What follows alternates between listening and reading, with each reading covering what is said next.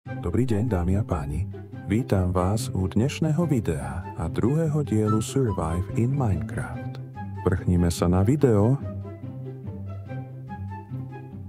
Prosím, dajte tam už konečne like a odber.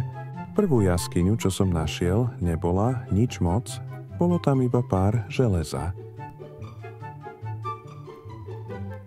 Bola tam tma a nemal som pochodne, tak idem hľadať uhlie a nájdem inú. Konečne som našiel uhlie, vyťažil ho a urobil si z neho pochodne. Videl som veľkú jaskyňu a išiel som sa do nej pozrieť a cestou som zbadal železo a vyťažil. Potom som si dal respawn point set v jaskyni a išiel hľadať železo. Ďalšie, a pritom som našiel zombíka s nenačítanou textúrou.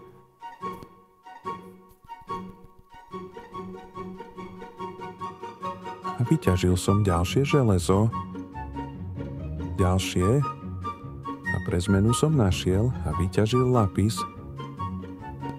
Našiel som lávové jazero a vyťažil ďalšie železo a teraz vychádzam z jaskyne.